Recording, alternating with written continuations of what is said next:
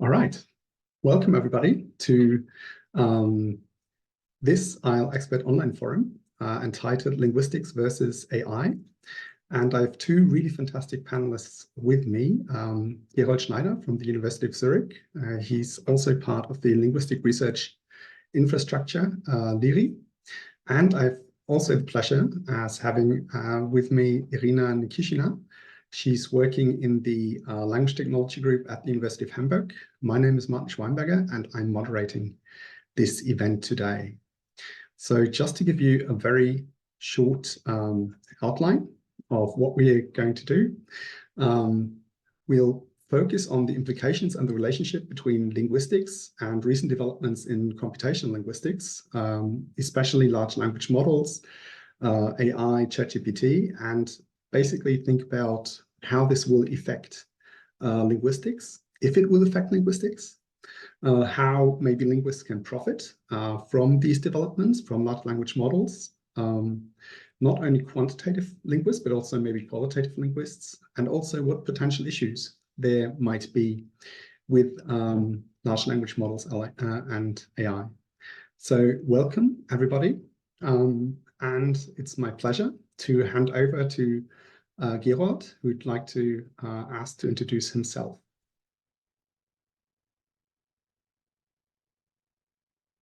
All right, thank you very much. I'm going to share my screen now. I hope you can all hear me and see me. Is that correct? Very good. So I'll say a few things about large language models and AI. Some of them you will agree with, perhaps others not. It's going to be a bit of a position paper or a high-level brief talk. I have been involved in many projects lately which deal with AI in some form.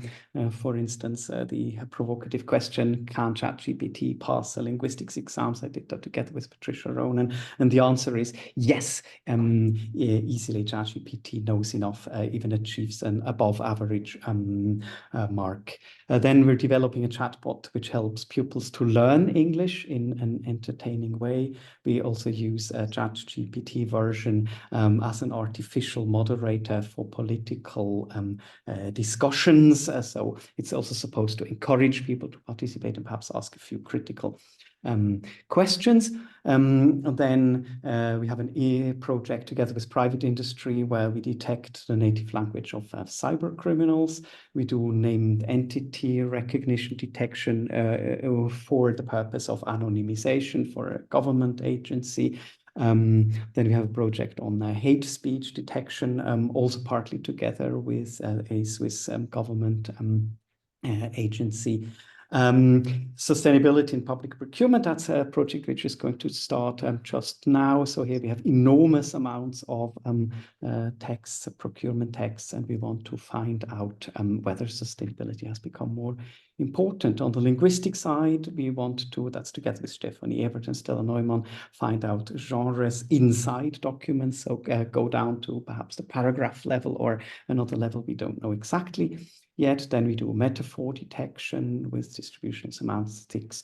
Another little experiment I made is whether AI can actually answer difficult ethical questions. It was about euthanasia patients and whether, based on reports, the chatbot can decide whether euthanasia is justified or not. So we see a large range of questions. One of I used these subtitles that were suggested, and I'm just going to answer, well, I'm not going to answer, but I'll highlight some aspects. Each of these answers of what LLMs actually do is bogus, but they focus on one aspect. So LLMs imitate by learning from billions of words. They predict missing words, like in a closed test.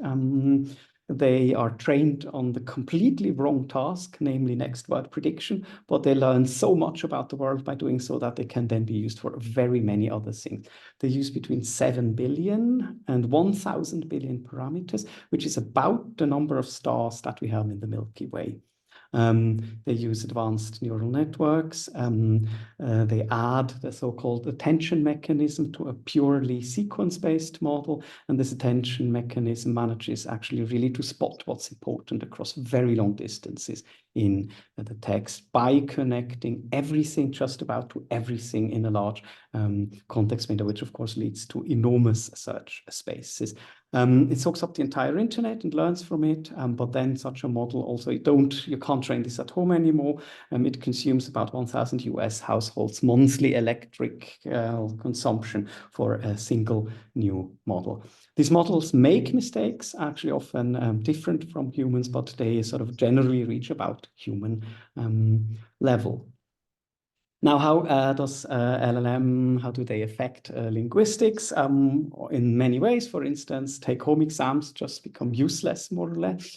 But they offer us better classifiers at just any level. They do reach human level performance for most tasks, and I think they shift the line between theory and data further towards data. That doesn't mean that theory is becoming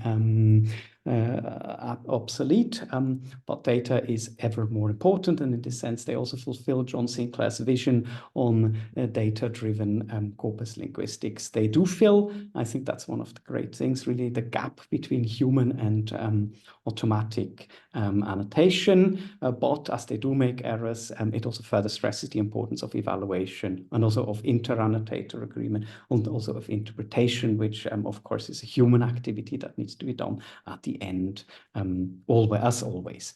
It also challenges many old statistics truths, so domain adaptation is often actually no longer needed or only has a little effect. We don't select any features, but take as many parameters, features, that's a synonym, as we can. Separation of training and test data is basically impossible because it soaks up the entire internet. The division between supervised and unsupervised also doesn't hold anymore. If you learn to predict missing or next words, that's a so-called self-supervised approach, which also blurs these distinctions. I think in the long run, it will abolish translators, at least classical translators' works. It hopefully, that's a hope, it will hopefully increase people's skill of expressions because they're constantly exposed to texts in very many reformulations. Paraphrasing, for instance, is a task that works extremely well. And it brings clines and gradients just everywhere. Not only within a construction, but also between constructions. So the role of exemplars is further strengthened. So in a way, one can think about construction grammar with the double X here, in which we just get clines across everything at every level. So the linguistics question, how it can profit, as I said, better classifiers.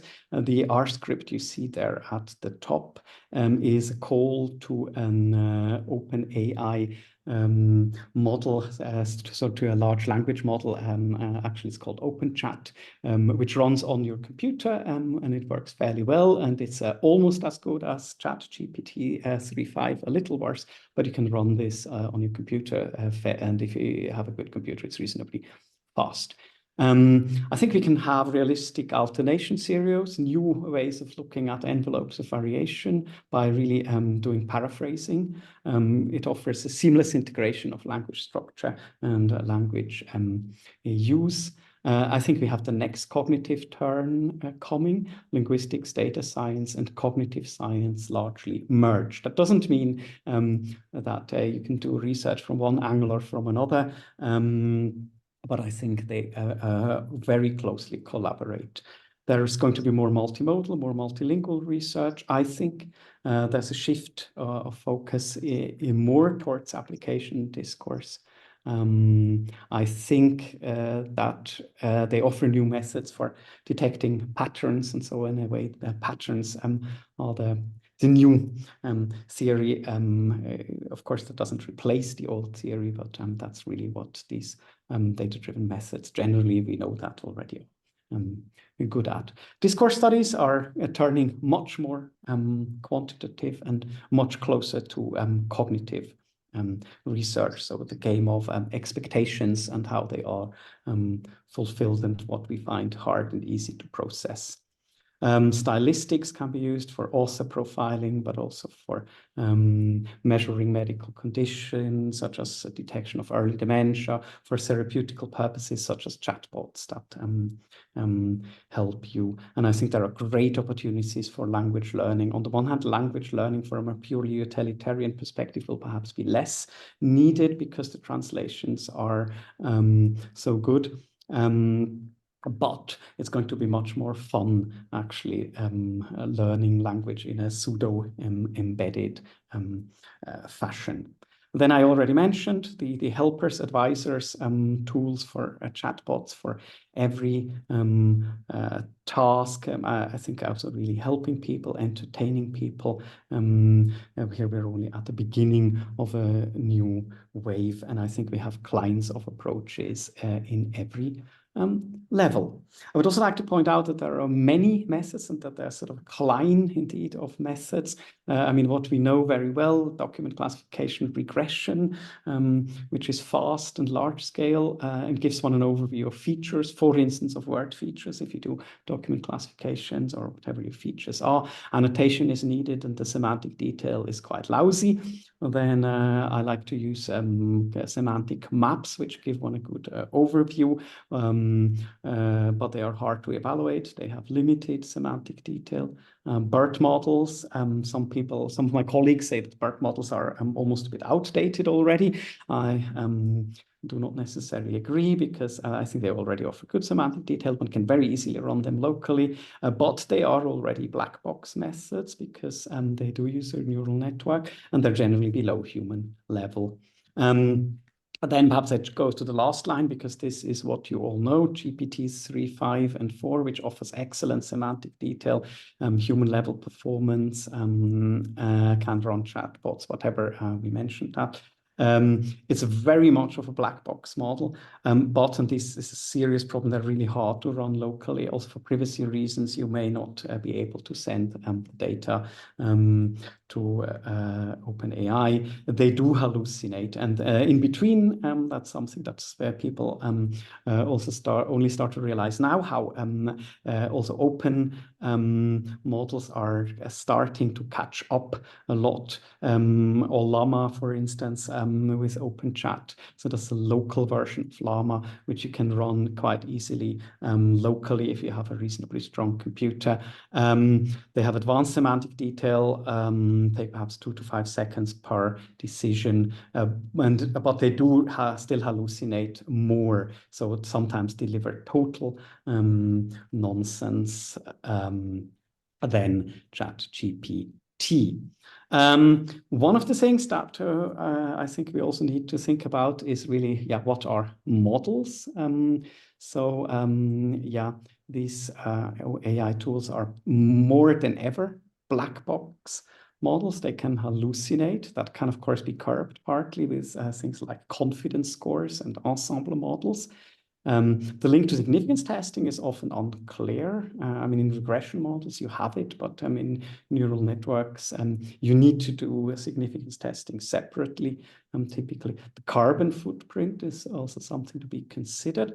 Then particularly if you don't know an algorithm, and here the problem is that these algorithms are so complicated that we basically cannot understand them anymore. So we need to know more about the pitfalls. As one of the consequences, as many textbooks also say, evaluation. That is really extremely important to gain confidence or to see where these models, in which tasks they actually fail. When I say model, I mean factors in interaction. They do make predictions. That's what it stands for. Then parsimony and interpretability are important factors, ceiling effects and inter-annotator agreement. So typically you can't get better than what humans Of course, you always have sparse data, at least in most settings. Data loss sounds like a tragedy, but on the other hand, that's exactly what allows you to separate the signal from the creases. So of course, every model is a simplification of reality, but that's exactly also one of the differences between qualitative and quantitative approaches. One word, perhaps we'll come to that again, about curricular activities. I think there should be much more teaching of statistics, programming for every student of linguistics. ChatGPT prompting is really important. So, of course, in my view, it's not linguistics versus AI, but linguistics with AI. And here is my book, which is going to appear in a month, Text Analytics for Corpus Linguistics and Digital Humanities, and I'm looking forward to the question round. Thank you so much. Thank you very much, Gerold. That was a very great overview, and you already answered some of the questions that I had. I'd like to hand over to Irina and let her introduce herself, because she also has a very interesting background, which I think many of us will profit from hearing from her.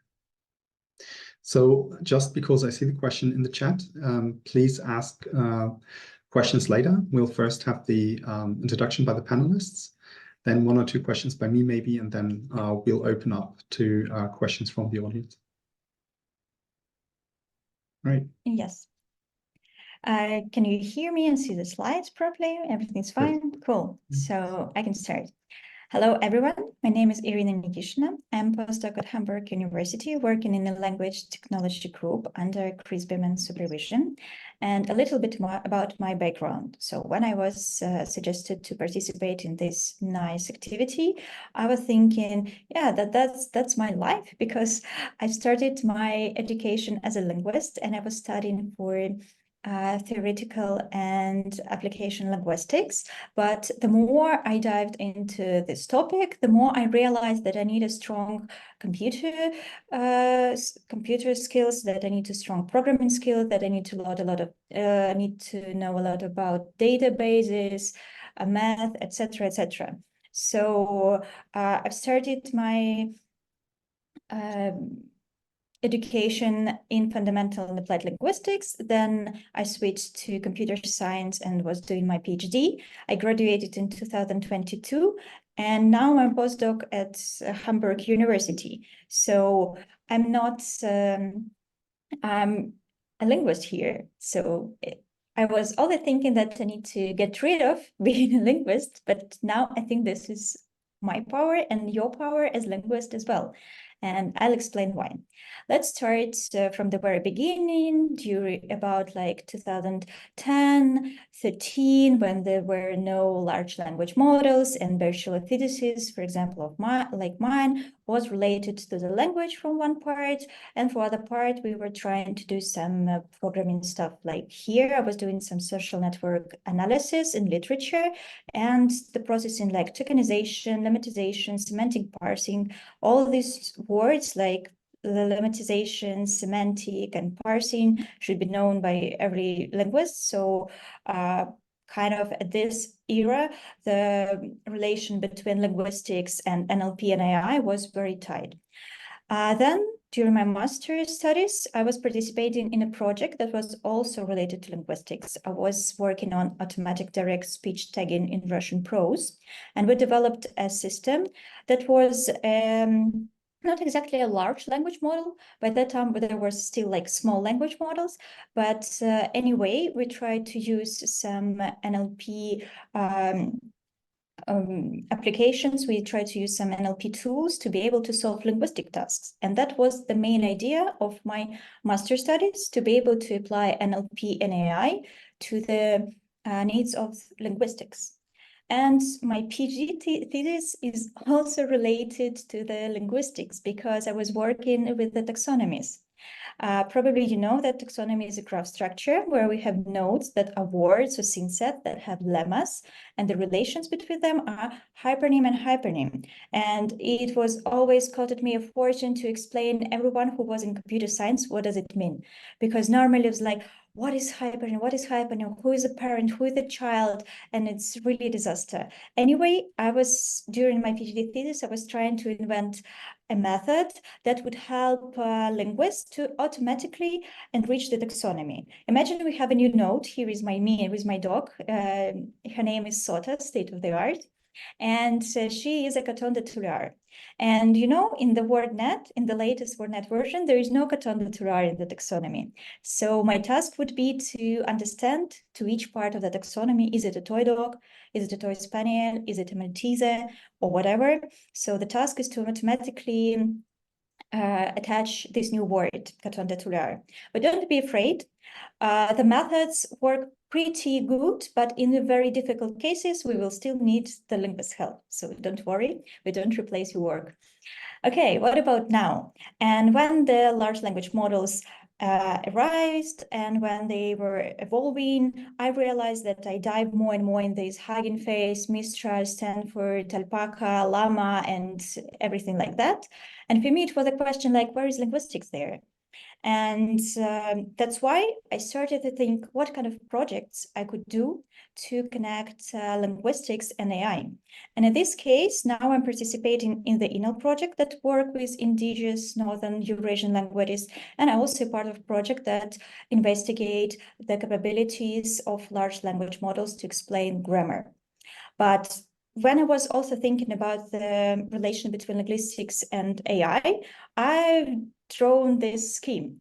So let us dive into it for a moment. Here we have computer science, which comprises also something like databases, computer systems, anything, and AI. And on the other hand, we have linguistics, and CL means stands for computational linguistics, which is part of linguistics. And the intersection of these two fields, it's NLP. So if you ask me how AI and linguistics are related, that are very much related, because without linguistics, there will be no AI at all.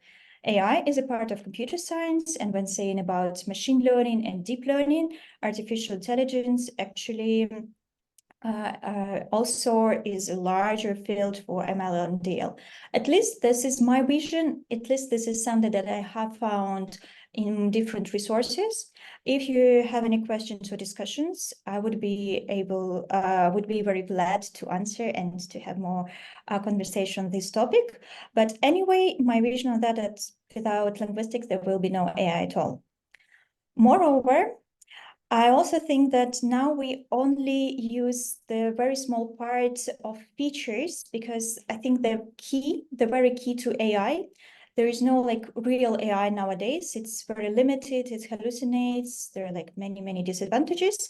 But I think the main idea that we combine linguistics, programming, and biology. And in this case, we just took neurons from the neural networks, invented neural networks, took neurons from our brain, used programming to do that, and a little bit of linguistics to predict a new word.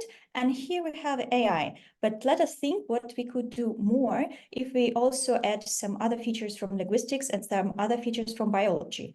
I think this is like going to be the future of AI, and we are just on the early stage. But don't worry, the linguist is still useful. And let me show just a few examples. I will be short. For example, with large language models, we can understand how people acquire language, because if we take a child from year 0 to year 3, we won't able, like, it will take us 3 years to understand how the determiners are acquired by a person. But if we do this with the large language model that pretends to be a child's brain, we can understand the connections much faster, much cheaper, and we don't need real children for that. And another application might be linguistic annotation using ChatGPT, because the research shows that ChatGPT already allows to provide very good linguistic annotation. And we might, if we compare, it's maybe even outperform the human performance. And here I also list some other topics that could be useful to understand the connection between AI and linguistics, but we can continue the discussion later. That's all from my side. Thank you, and I stop sharing. Yeah, wow. It's really interesting to have someone, and it was also an idea to bring you on, to have someone who really comes from linguistics. Like Gerold also comes from linguistics, but he was always like a computer file, right? So it was interesting to have someone coming from the linguistic perspective here. My question to you, or first question, I'll only ask 2 questions, is where do you see potential problems with using AI and all these very, let's say, heavy computational methods for linguists? Like, do you see any problems there, issues that might arise from the rise of LLMs? The question is for me or for Gerold? Oh, sorry, for you, Irina. Sorry. Okay, so potential issues might be definitely hallucination, because nowadays I was working on the topic of comparative question answering, and the idea is we have like 2 words to compare. For example, what is better, Pepsi or cola, or for example, what is better, Game of Thrones or Lord of the Ring. If you just ask ChatGPT to provide you an answer, it may say anything, or like, I don't know, about car brands. It may just answer with a nonsense. And you need to go to the internet and check, even if you have some citations using Microsoft AI, you're still not able to see, okay, what argument was taken, was it taken correctly in support of one object or another object. And this is one definitely a limitation of large language models right now. Moreover, toxicity, because when our large language models see the whole internet, they might grab some not very nice words from the internet, and they will be able to produce them as well. And another branch of the NLP right now is to how detoxify the both the input that the model can see and as well as the output, so to the correct text continuation, because otherwise the model reads something which is cruel and continuous, and maybe we don't expect this in chatbots or something like that. Oh, perfect. So to make them less naughty or bad, right? To pacify them in a way. Yeah, that's awesome. I didn't expect that.